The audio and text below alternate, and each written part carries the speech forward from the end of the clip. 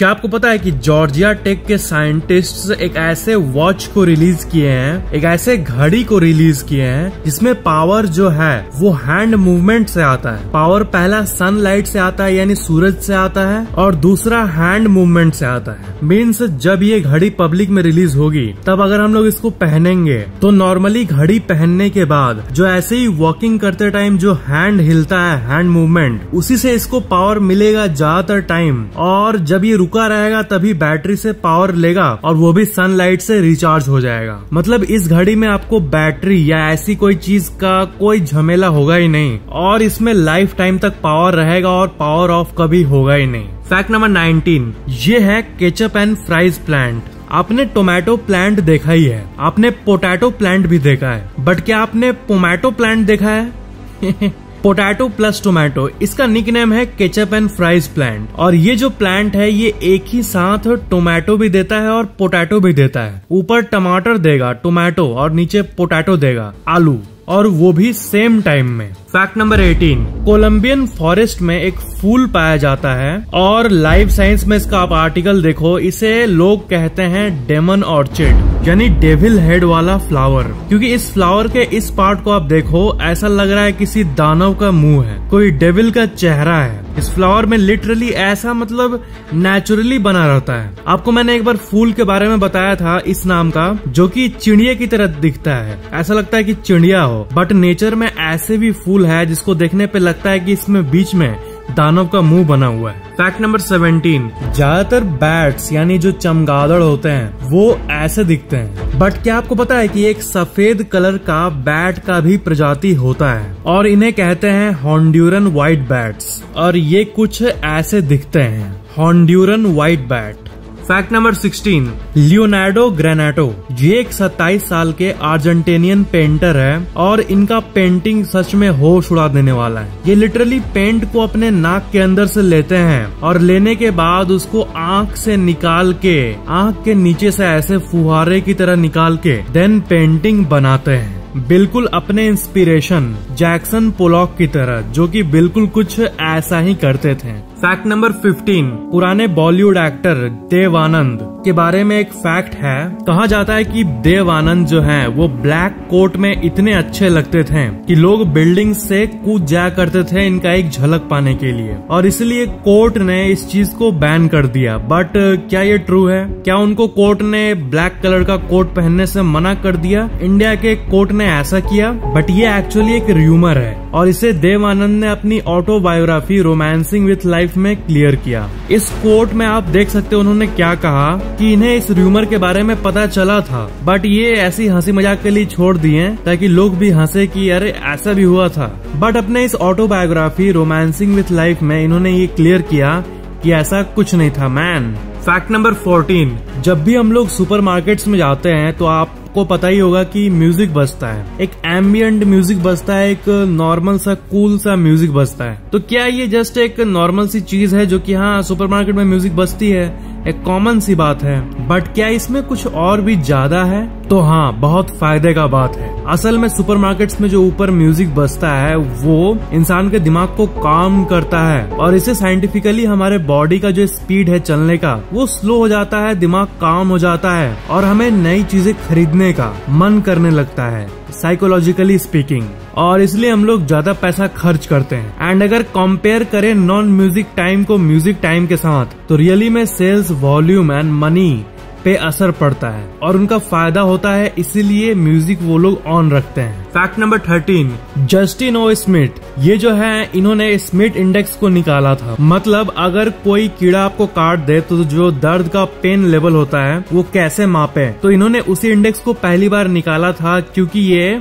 एक एंटोमोलॉजिस्ट है पूरे जिंदगी से, मतलब शुरू से कीड़े मकोड़े मक्खी इन सब चीजों पे इन्होंने रिसर्च करते आया है। तो सबसे मेन बात है कि इन्होंने इसी इंडेक्स को बनाने के लिए इन्होंने अपने आप को कटवाया है, अपने पर्सनल एक्सपीरियंस से इन्होंने इंडेक्स को बनाया है और करीब 78 से भी ज्यादा बीज एंड्स ऐसी चीजों से इन्होंने अपने आप को कटवाया है, तब जाके इन्होंने ये किताब लास्ट में निकाला। That's really crazy.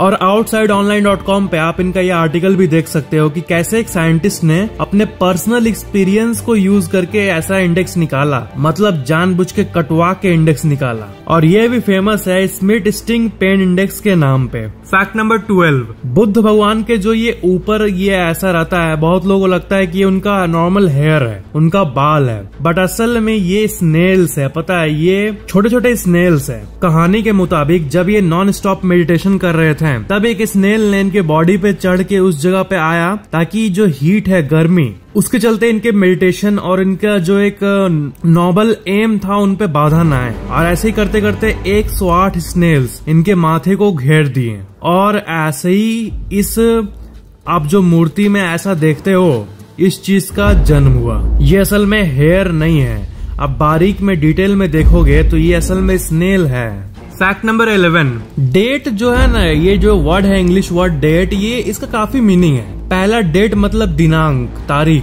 दूसरा डेट मतलब कपल वाला डेट, और तीसरा डेट मतलब ये जो हम लोग खाते हैं डेट। तो असल में हम लोग तीसरे की बात करें तो आपको पता है ये वर्ल्ड के सबसे हेल्दीएस्ट फ्रूट्स में से एक है, क्योंकि ये हार्ट यानी दिल के लिए बहुत अच्छा होता है और इसमें आयरन भी भरपूर होता है। और साइंटिस्ट ने भी डेट्स को वर्ल्ड के सबसे हेल्दीएस्ट फूड्स में क्लासिफाई किया है। फैक्ट नंबर 10, जब भी हम लोग पिरामिड सुनते हैं तब हमारे मन में इजिप्ट आता है कि इजिप्ट ही वो जगह है इस पूरे दुनिया में जिसमें सबसे ज्यादा पिरामिड्स मौजूद हैं। बट ऐसा नहीं है। असल में 120-25 बड़े छोटे पिरामिड मौजूद है इजिप्ट में, बट सूडान नाम का एक कंट्री है और वहाँ पे 225 पिरामिड्स मौजूद है और ये टेक्निकली वर्ल्ड का सबसे ज्यादा पिरामिड वाला कंट्री है। नियरली ट्वाइस, इजिप्ट के पिरामिड से नियरली ट्वाइस है। फैक्ट नंबर 9, फोर्ड ऑरोरा 2, ये कार थी 1969 की और इसका जो इंटीरियर है वो ऐसा है जैसा